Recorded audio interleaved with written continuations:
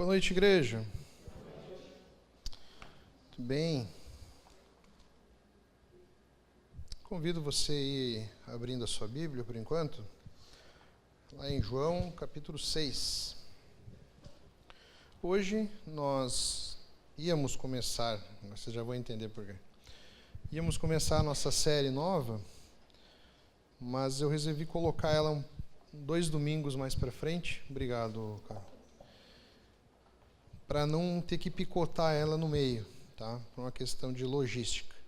Hoje a gente vai falar sobre um texto que serve aí também como uma introdução aí para o que a gente vai falar um pouco na série, tá? Mas a gente vai começar a série, a gente vai começar a série essa daqui a 2 semanas, tá bom? Todos abriram aí? Vamos ler? Diz assim,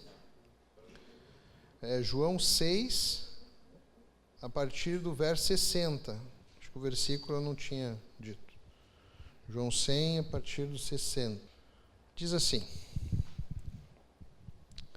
Muitos de seus discípulos disseram: sua mensagem é dura. Quem é capaz de aceitá-la?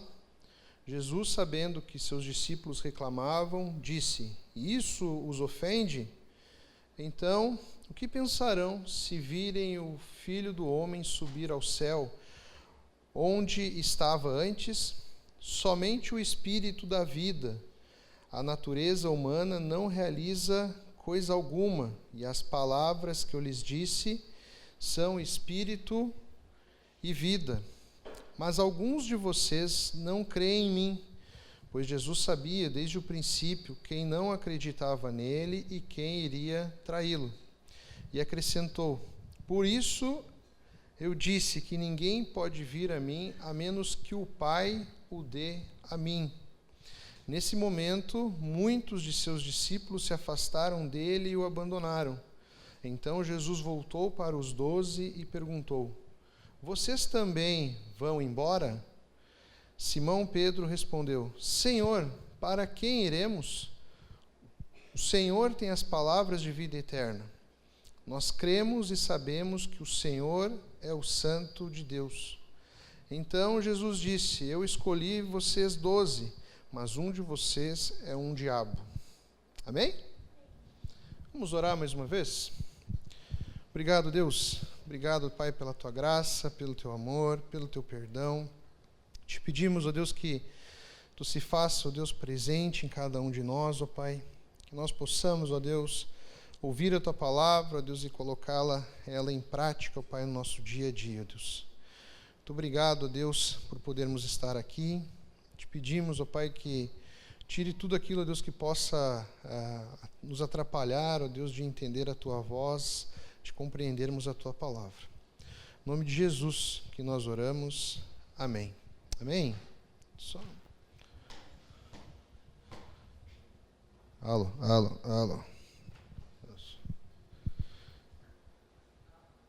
Hã? Ah, entendi.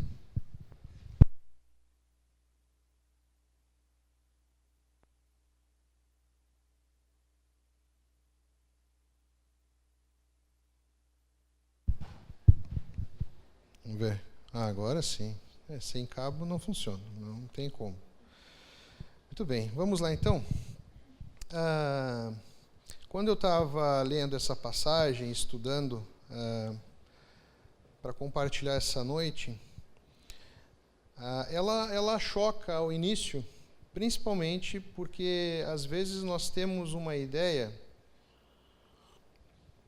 de que a palavra de Deus, de que tudo que vem de Jesus deve agradar o nosso coração, deve fazer carinho ao nosso ego.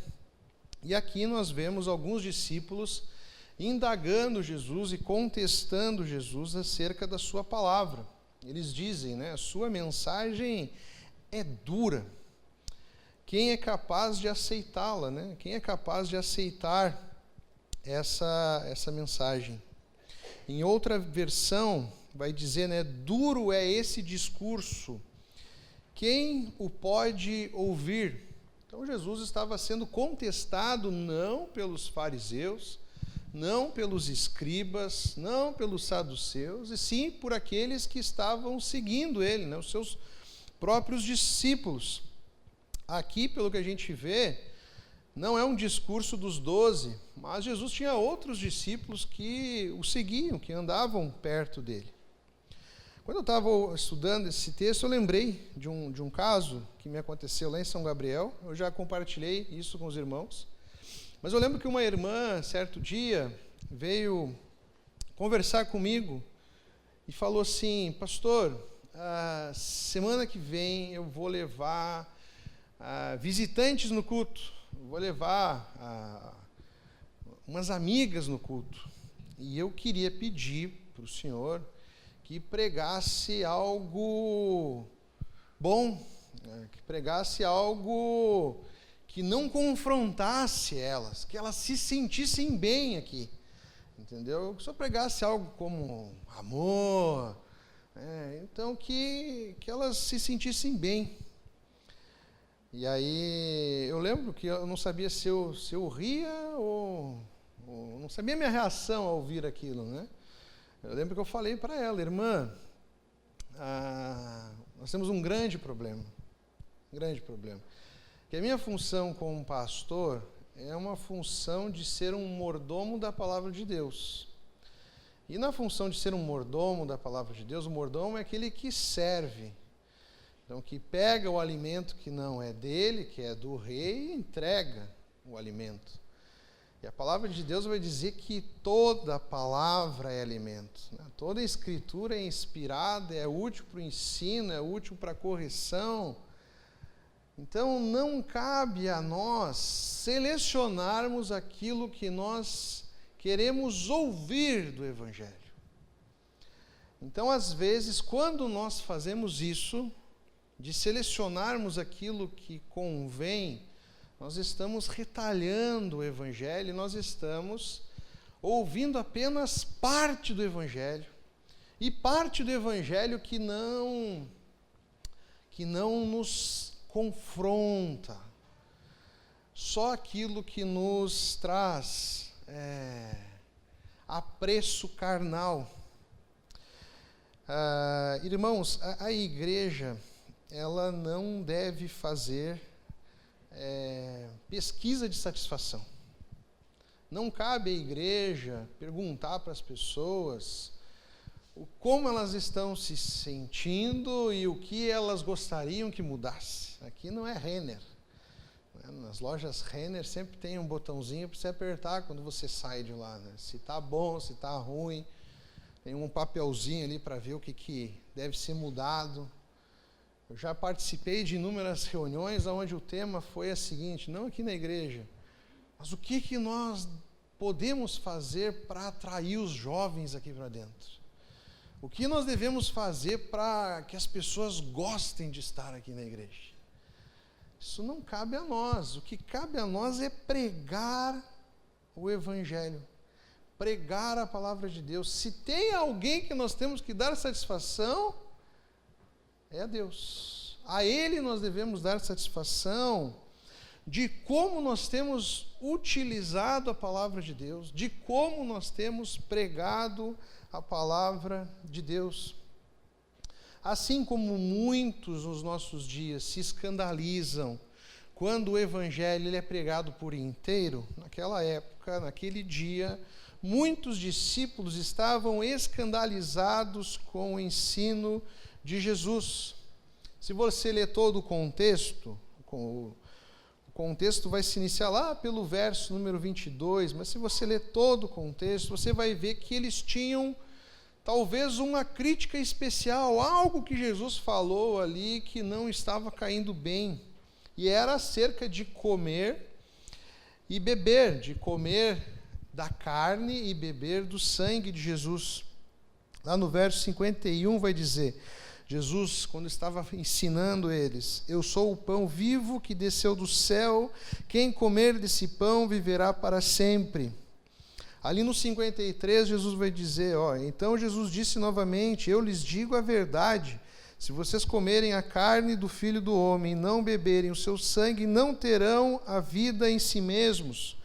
Mas quem come minha carne e bebe meu sangue, terá a vida eterna, pois eu ressuscitarei no último dia. Isso fazia parte aqui da mensagem de Jesus. E aí, logo em seguida, ali, antes até de nós começamos no 60, de novo, Jesus no 58, ele vai afirmar: eu sou o verdadeiro pão que desceu do céu. Seus antepassados comeram maná e morreram. Quem comer esse pão não morrerá, mas viverá para sempre. O versículo seguinte é uma transição para o versículo que nós começamos a ler. Ele disse essas coisas quando ensinava na sinagoga em Cafarnaum. Aí entra o nosso texto. Logo em seguida, em que Jesus declarou essas palavras, eles mostraram a sua indignação. Talvez essa indignação já estivesse fervendo no coração deles, e aqui foi o estopim. Ou seja, eles não estavam se agradando do discurso de Jesus. Mas uma coisa que nós precisamos entender: Jesus ele não tem nenhuma preocupação em suavizar o discurso dele para nos agradar. Em nenhum momento você vai ver Jesus passando pano ou se preocupando se a mensagem vai agradar ou não. Ele simplesmente pregava a sua palavra.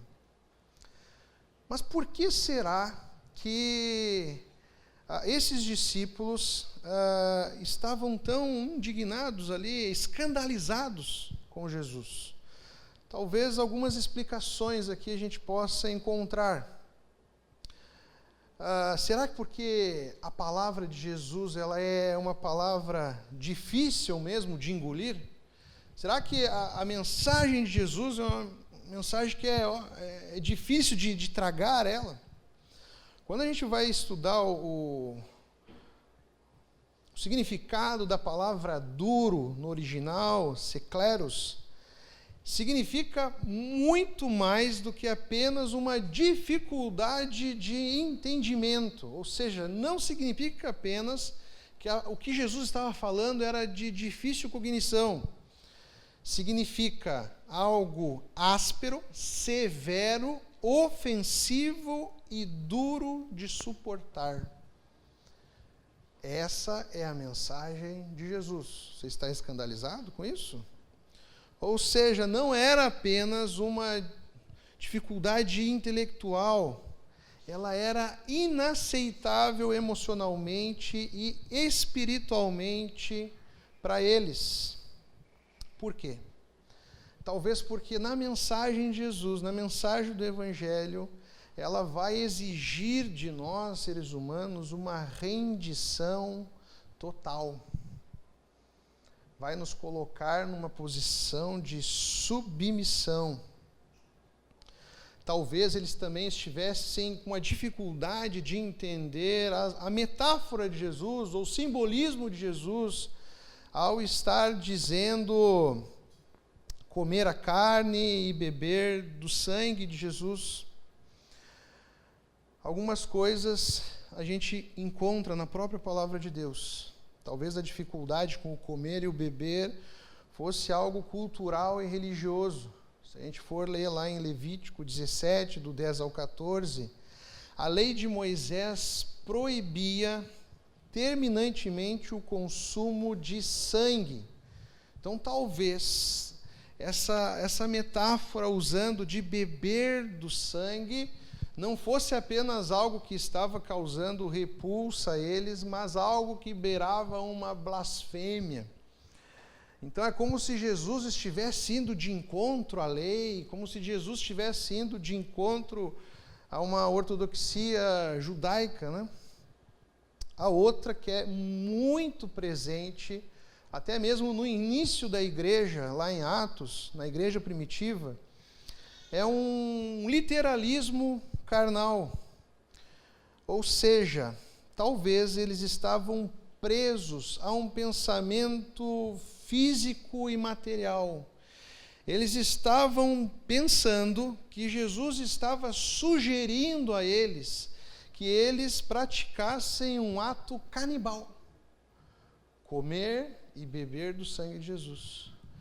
Quando a igreja está começando lá em Atos, logo depois de Jesus ter ressuscitado, ter subido aos céus, a igreja se reunia, e muitos se reuniam fugindo de uma perseguição, e muitos curiosos judeus que não haviam se entregado ao cristianismo, eles iam de curiosos e ficavam ouvindo as reuniões.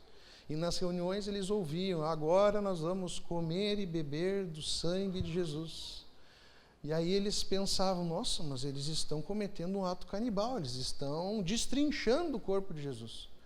Eles iam e falavam para as autoridades romanas, os judeus lá: está acontecendo lá, esse povo aí, esses cristãos aí, eles têm atos canibais.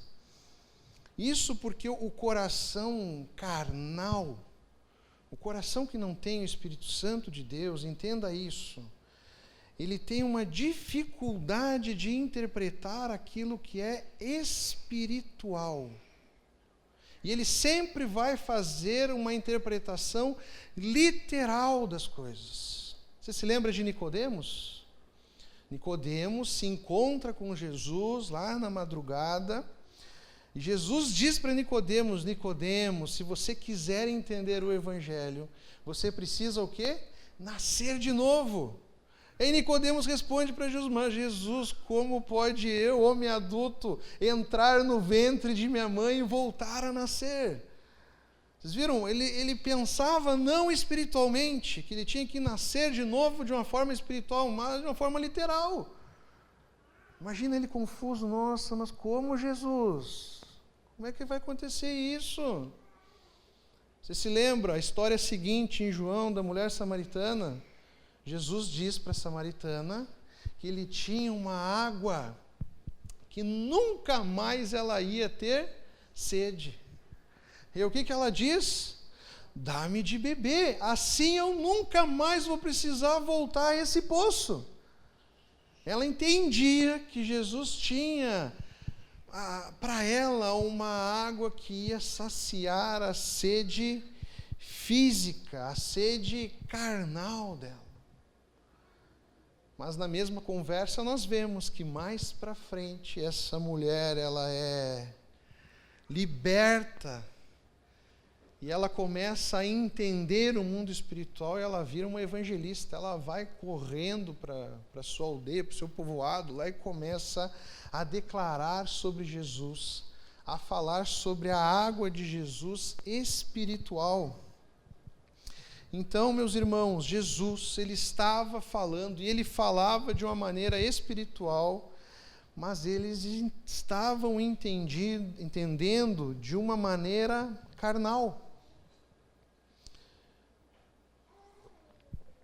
Outra questão que talvez estivesse incomodando eles é que o que Jesus estava dizendo é uma ofensa à nossa autossuficiência humana.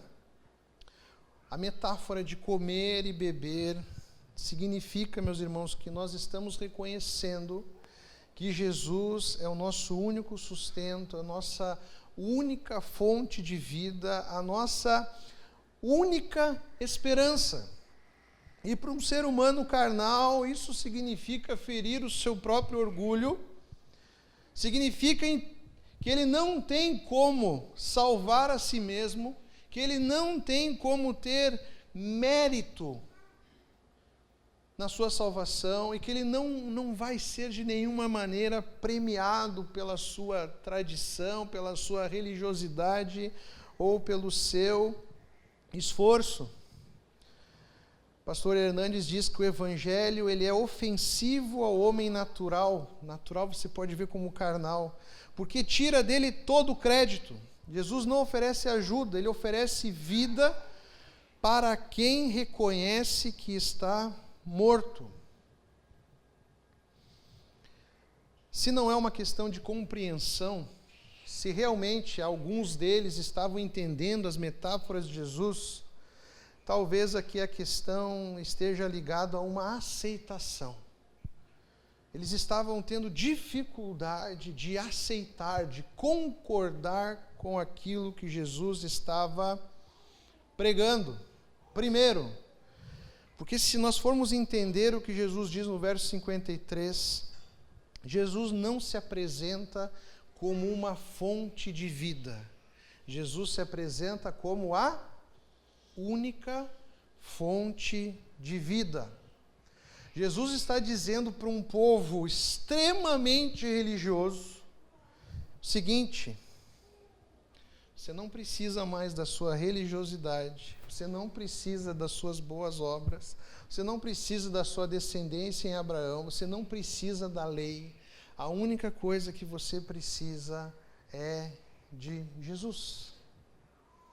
Todas as outras alternativas, todos os outros caminhos, eles somem.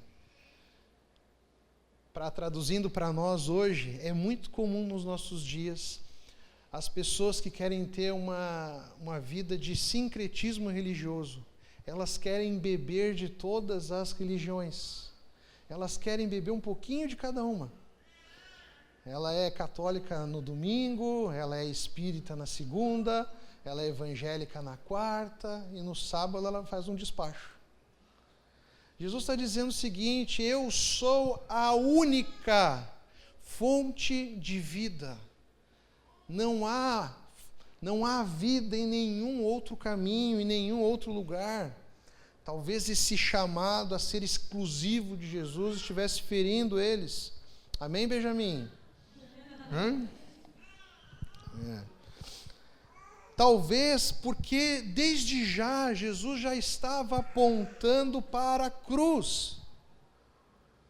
A linguagem de carne e sangue já estava anunciando, premeditando a morte de vergonha na cruz que Jesus iria ter. E lembre-se que muitos estavam indo até Jesus porque viam nele um conquistador, um guerreiro. Alguém que fosse pegar a espada, fosse à frente do povo, numa posição política, e fosse libertar o povo de uma opressão romana. Talvez eles estivessem vendo assim: olha, esse negócio aí de sangue, olha, isso aí está soando muita fraqueza, talvez. 1 Coríntios 1, 23, Paulo diz que eles estavam pregando um Cristo crucificado, que era escândalo para os judeus. Os judeus não entendiam Jesus na cruz, e era loucura para os gregos. Loucura, eles não conseguiam compreender um Deus que se fazia homem e que se entregava ali na cruz. Jesus, meus irmãos, nos chama, como eu disse, a uma submissão absoluta. Comer e beber são ações que envolvem dependência de Jesus, envolvem entrega a Jesus, envolvem intimidade com Jesus. A palavra de Jesus, ela é dura, porque ela vai desmontar, ela vai quebrar o nosso orgulho humano. Ela vai desfazer as nossas tradições religiosas. Ela vai colocar tudo em xeque. É como se a partir de Jesus nada do que você via como solução, como esperança, nada vale. Entra tudo em descrédito.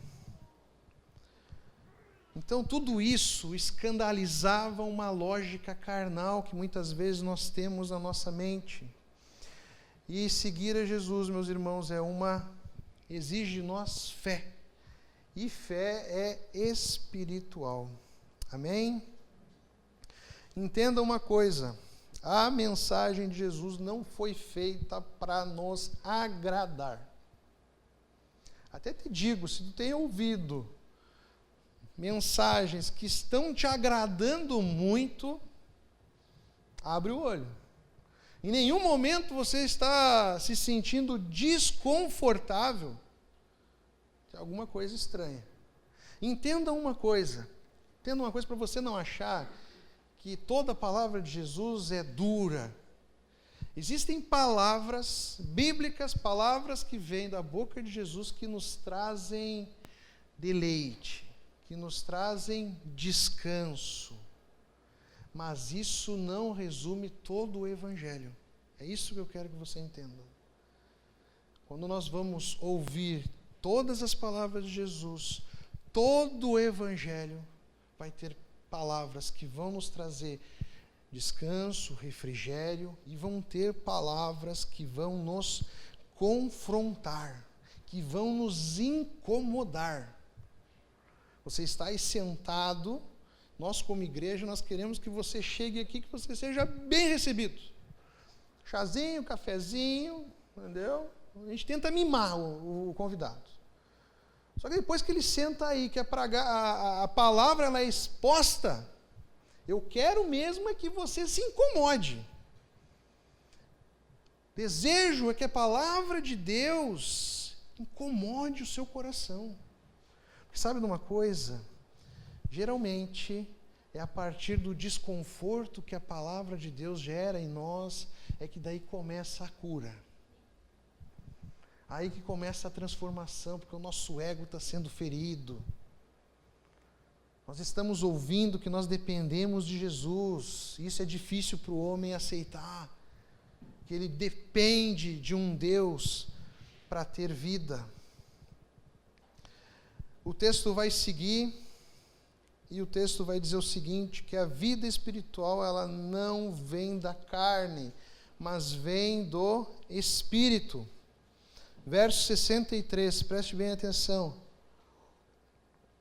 Somente o Espírito da vida, a natureza humana não realiza coisa alguma. E as palavras que eu lhes disse são Espírito e vida. Em outra versão vai dizer, o Espírito é que vivifica, a carne para nada se aproveita. O que Jesus está dizendo aqui é que nós, para entendermos o mundo espiritual, para nós entendermos as palavras de vida eterna de Jesus, nós precisamos da presença do Espírito Santo de Deus.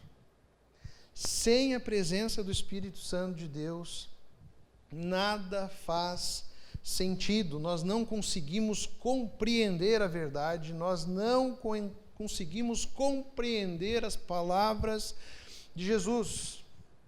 Conversão, entender o Evangelho, seguir a Jesus, não é apenas um acúmulo intelectual, não é apenas você entender de uma forma cognitiva o que você está lendo, o que você está aprendendo. A prova disso é que você vai ter aí filósofos contemporâneos, modernos, que conhecem a Bíblia de trás para frente, de frente para trás, mas não há fé neles. Não há salvação, não há conversão. Muitos deles se apresentam como ateus. Ou seja, não é o quanto você conhece da palavra de Deus que te faz entender as palavras de Jesus. A carne aqui não significa que o nosso corpo tem problema, que é um problema físico. A carne está apontando para uma natureza caída, uma natureza de pecado, onde não existe a presença de Jesus. Ou seja, se você quer entender o mundo espiritual, quer entender a conversão, você precisa do Espírito Santo de Deus. Você quer evangelizar alguém? Às vezes a gente se prepara muito intelectualmente para evangelizar alguém. A gente quer decorar versículo, a gente quer tentar decorar formas de alcançar uma pessoa, de puxar uma conversa. Isso tudo é válido. A gente faz aquilo que é o melhor para alcançar as pessoas. Mas se tem algo que você precisa fazer mais do que se preparar intelectualmente, é orar. Para que o Espírito Santo de Deus quebrante os corações duros. Para que o Espírito Santo de Deus traga clareza aos olhos, traga entendimento aos olhos, cure os ouvidos. A gente viu semana passada, acho que foi semana passada, a gente viu também no GC, que entender a vida espiritual, a cura do homem que era cego, com a surdez, apontavam para o que o Evangelho ia fazer em nós. Ia nos curar a nossa visão, para poder entendermos Jesus, e curar os nossos ouvidos, para poder entender o chamado de Jesus a nós. A verdade de Deus, ela nunca vai ser aceita por um homem que não tem o Espírito Santo de Deus. Não faz sentido para alguém que não tem o Espírito Santo de Deus o Evangelho. Você com certeza conhece pessoas assim, ou você já foi uma pessoa assim. Pregavam a palavra de Deus para você, te davam livros, devocionais. Mas saiba, alguém estava orando para que esse coração duro fosse quebrantado. E um dia o Espírito Santo de Deus se fez presente e os seus olhos abriram e tudo fez sentido. Nós não seguimos Jesus porque nós entendemos tudo. Nós seguimos Jesus porque nós nascemos de novo. É o Espírito que vivifica, é o Espírito que convence e é o Espírito que transforma. Não é trabalho humano aqui, meus irmãos. Não é esforço físico aqui. Você quer entender um pouco mais sobre o Espírito vivifica? Alguns textos aqui para te ajudar nesse entendimento. Se a gente for traduzir de uma maneira literal, vivificar é dar vida onde há morte. O que um morto faz por si? Nada. João 3, do 3 ao 6, é o texto que vai trabalhar o diálogo de Jesus com Nicodemos. Olha só como o Espírito Santo de Deus regenera um coração endurecido. Jesus respondeu: eu lhes digo a verdade, quem não nascer de novo não verá o reino de Deus. Aí Nicodemos na sua literalidade, né? Como pode um homem velho nascer de novo? Perguntou Nicodemos. Acaso ele pode voltar ao ventre da mãe e voltar a nascer uma segunda vez? Jesus respondeu: eu lhes digo a verdade, ninguém pode entrar no reino de Deus sem nascer da água e do Espírito. Aí presta atenção no finalzinho. Os seres humanos podem apenas gerar vida humana, mas o Espírito dá luz à vida espiritual. 2 Coríntios 2,14 vai dizer que o Espírito Santo abre os nossos olhos espirituais para compreendermos a verdade.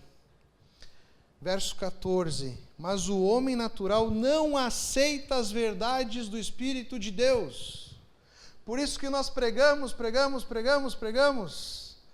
e a multidão não aceita a palavra de Deus. O Evangelho, ele é odiado. Elas lhe parecem loucura, as verdades a respeito do Espírito de Deus. E ele, o homem natural, não consegue entendê-las, pois apenas quem é espiritual consegue avaliar corretamente o que diz o Espírito Santo de Deus. Somente o Espírito Santo de Deus produz fé verdadeira. Efésios 2:8 vai dizer que todos nós vivíamos desse mundo, seguindo os desejos ardentes e as inclinações de nossa natureza humana. Éramos, por natureza, merecedores da ira como os demais. Mas Deus rico em sua misericórdia, e nos amou tanto, que embora estivéssemos mortos por conta dos nossos pecados, Ele nos deu vida juntamente com Cristo, e é pela graça que nós somos salvos. Você não é salvo porque você é bonzinho. Você não é salvo porque você pratica muitas boas obras. Você não é salvo porque se você se esforça todo dia para se parecer perfeito. Você é salvo porque Deus te deu vida em Cristo Jesus. Amém? Só o Espírito Santo nos sustenta uma vida santa e perseverante. Você acha que você consegue viver uma vida de luta com o pecado sozinho? Você consegue derrotar o efeito do pecado na sua vida porque você é um bom cristão? Romanos 8, do 13 ao 14. Porque se viverem de acordo com as exigências dela, morrerão. Se, contudo, pelo poder do Espírito fizerem morrer as obras do corpo, vocês viverão. Porque todos que são guiados pelo Espírito de Deus são filhos de Deus.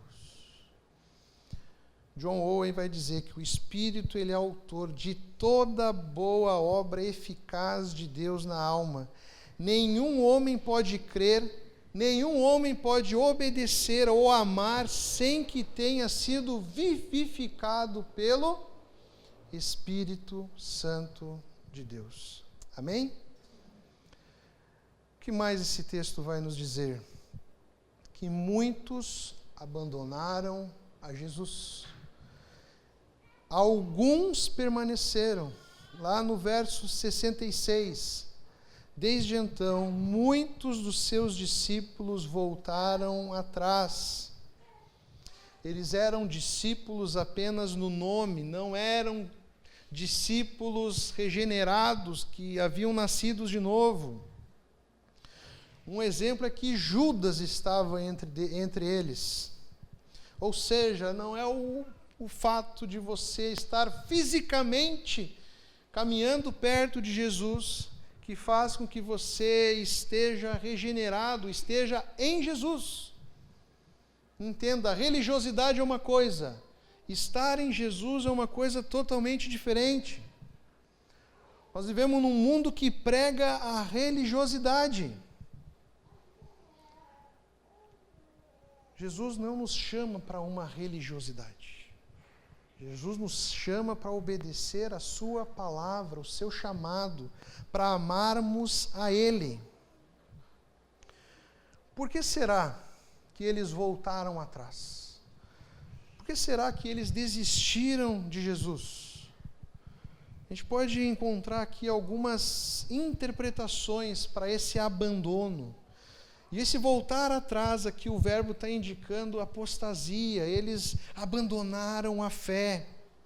Não foi um afastamento casual. Eles rejeitaram conscientemente a Cristo. Nós não queremos Jesus. Uma fé superficial, uma fé que não é verdadeira, ela morre no primeiro confronto. Na primeira provação. Confronto, provação, você vai colocar o nome que você quiser. Tiago vai dizer que Deus, ele prova a nossa fé. Para ver se a nossa fé ela é fake ou ela é uma fé o quê? Verdadeira. Talvez esses discípulos começaram a abandonar Jesus quando a mensagem deixou de agradar. Até aqui estava bom. Oh, salvação, Jesus é amor, ai, coisa boa. Alguém me ama, finalmente alguém me ama de maneira incondicional, ai, coisa boa. Quando a mensagem foi apertando e confrontando o ego, eu acho que aqui não dá mais. Vamos ver então se eu encontro um lugar que pregue um evangelho que eu goste. Aí as pessoas estão o quê? Atrás, não de uma mensagem que expõe a Jesus. Estão atrás de uma mensagem que agrade o seu ego, agrade as suas vaidades, os seus desejos. Sabe o que mais cresce no Brasil e no mundo? O que a gente chama de teologia liberal. Você crê naquilo que você quer, você trata a Bíblia como uma concha de retalhos. Aquilo que lhe confronta, não, isso aqui não é de Deus, isso aqui é coisa de homem. Deus não confronta ninguém. Deus não tira ninguém do conforto. A fé genuína, ela é provada na dificuldade. Esses desertores, eles em nenhum momento eles foram ou eles tiveram uma fé verdadeira. A cruz de Jesus, o escândalo da cruz vai sempre separar o que a Bíblia vai dizer, né? O trigo do joio. Aquilo que é de verdade e aquilo que apenas está no meio. Lá em 1 João 2,19, estava acontecendo esse movimento de pessoas desertarem da fé. Aí o que vai dizer lá o texto? Eles saíram do nosso meio, mas não eram dos nossos. Porque se tivessem sido dos nossos, eles teriam permanecido conosco.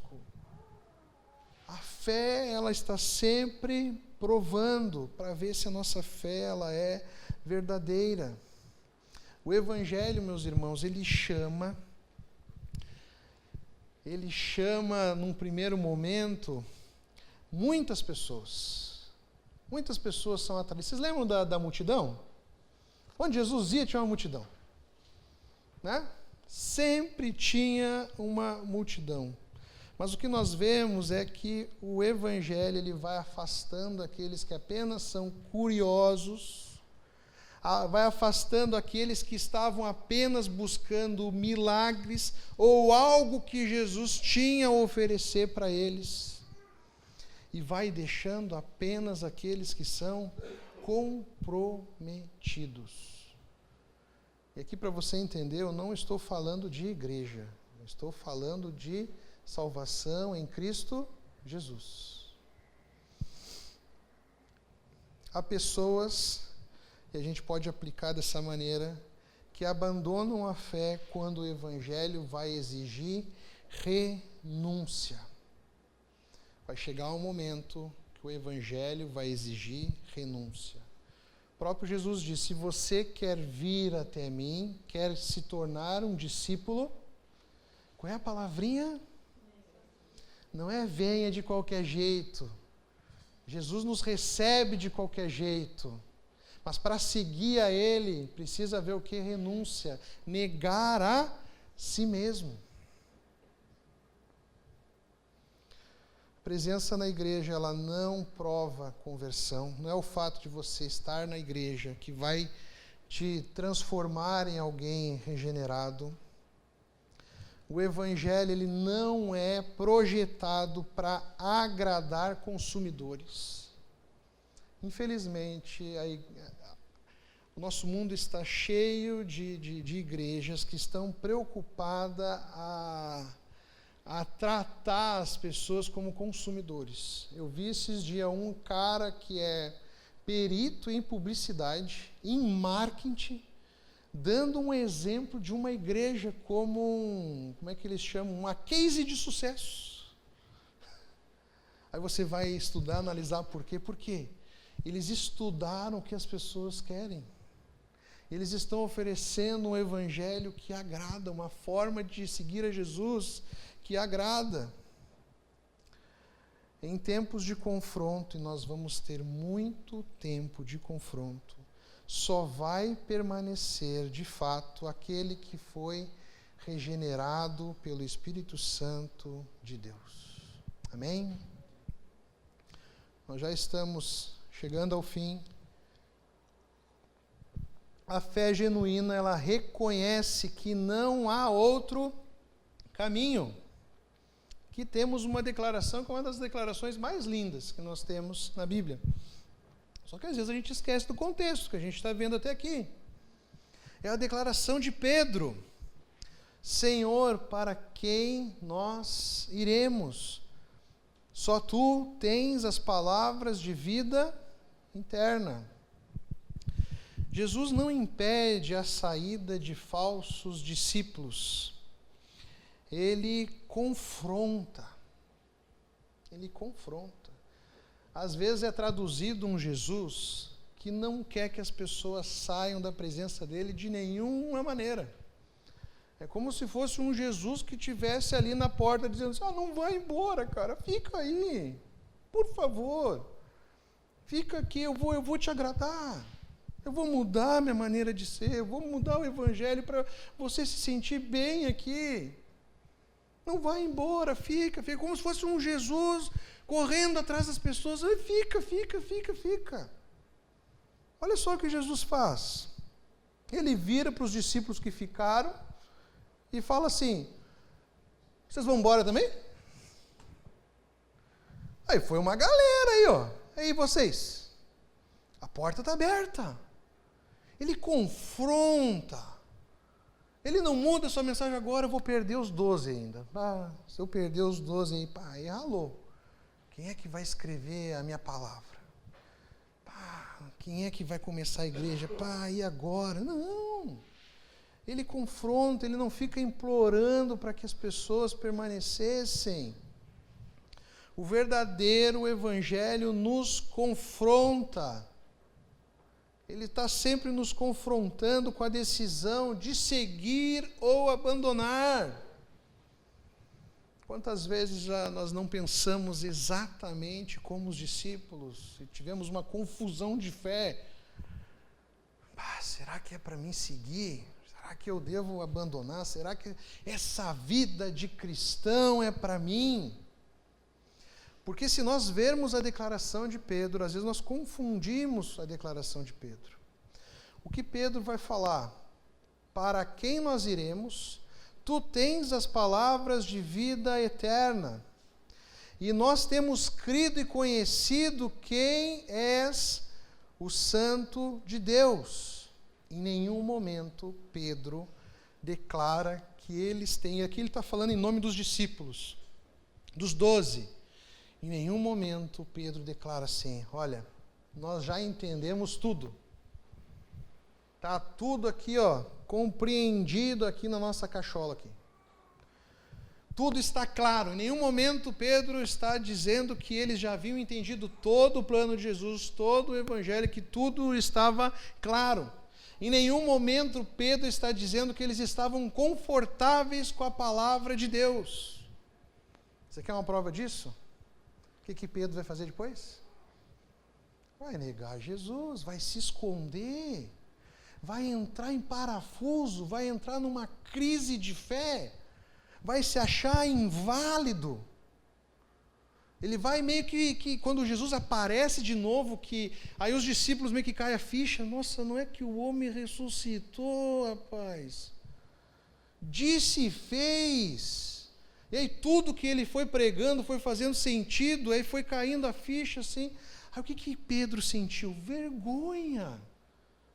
Ele sentiu mais vergonha ainda porque antes de Jesus dizer que ele ia trair Jesus, Pedro falou, não, eu não. Eu trair? Não. Aí Deus falou para ele, Jesus falou assim, não, você vai trair 3 vezes. Jesus ainda disse que cometeu erro.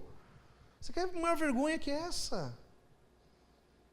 Mas Jesus vai lá, Pedro está se afastando, está com vergonha de Jesus vai lá, vem cá, Pedro, não, Pedro, eu quero que tu apacente as minhas ovelhas. Repete 3 vezes ainda, uma para cada negação. Faz Pedro lembrar que lá atrás Deus havia feito uma promessa para ele, que ele ia ser um dos que ia começar a igreja. Sabe o que Pedro está dizendo aqui? O negócio é o seguinte, a questão não é Jesus, se está tudo claro, se nós sabemos tudo. A questão é que nós não temos para onde ir. Sabe por que muitas vezes nós estamos aqui? Talvez o nosso coração esteja confuso, em crise, e você inúmeras vezes pensou em desistir. Contestou a fé, contestou se tudo isso realmente faz sentido, se Jesus realmente existiu. Talvez tudo isso venha à sua mente em algum momento da tua vida. Mas uma coisa você sabe, que você não tem para onde ir. Esse é o clamor, meus irmãos, de um coração regenerado. Um coração que é regenerado, ele vai tropeçar, ele vai duvidar, ele vai questionar. Mas ele sabe que só Cristo tem a vida eterna. Não tem outro lugar para ir. Lloyd Jones, um teólogo clássico, antigo, ele vai dizer que a fé ela não é a ausência de dúvidas, mas é a firme convicção de que fora de Cristo tudo é morte. Se eu não estou em Cristo, eu estou na morte. A fé cristã começa quando nós reconhecemos que fora de Cristo não há salvação. E mesmo sem entender tudo, Ele é digno da nossa total confiança.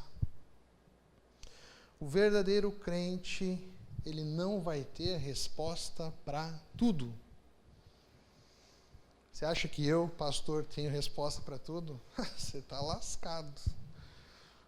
Eu sou que nem você, meu filho. Já tive crise, ainda às vezes tenho crises. Eu já compartilhei com vocês aqui a crise da segunda-feira. Graças a Deus a minha segunda-feira tem sido benção. Mas a minha esposa é prova de quantas vezes que eu terminei um domingo, cheguei em casa e falei, eu vou largar o ministério. Vou vender picolé na praia. Não sei, vou para qualquer outro lugar, vou fazer outra coisa. Principalmente, a gente vai falar sobre isso nessa nova série. Os sentimentos, eles nos enganam. Eles nos criam peças. Você pode não entender o caminho, mas você sabe quem está guiando você pelo caminho. A fé persevera porque ela conhece a pessoa de Jesus. Olha só o que Pedro fala na sua declaração aqui também.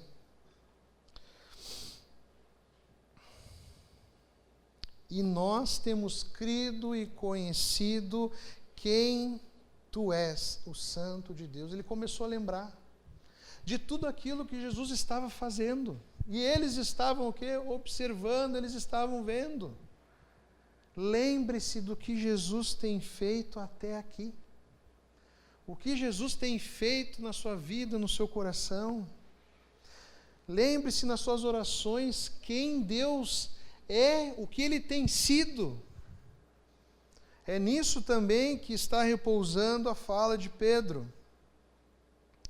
O nosso coração, ele está inquieto, ele fica inquieto quando não está repousando em Jesus.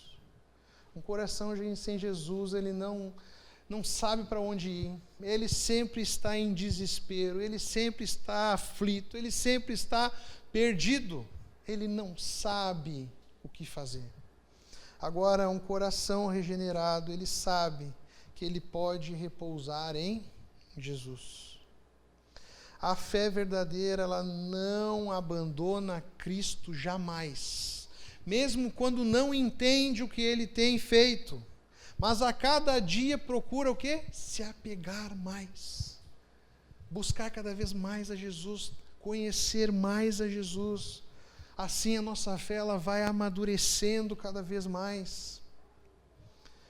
A fidelidade, meus irmãos, a Cristo não depende da popularidade da mensagem. Não é o quanto a mensagem de Jesus é popular. Eu vou te falar uma coisa, se tem uma coisa nesse mundo é que a mensagem de Jesus não está sendo popular. Pelo contrário. Tá? Não tem uma popularidade muito boa a mensagem de Jesus. Mas não é isso que nos prende a Jesus. E sim uma convicção de um coração regenerado que sabe quem Ele é. Amém? Você sabe quem é Jesus? Você pode descansar em Jesus? Concluindo, que até o som já começou a me correr aqui.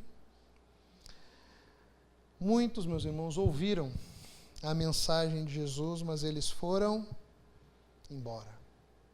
É muito comum e sempre vai estar acontecendo isso. Jesus fala que ele não está na multidão. Ele fala que o caminho ele é estreito, que poucos passarão por esse caminho. A fé verdadeira, ela não foge de palavras duras, mas ela se apega a ela reconhece que só Jesus tem vida eterna.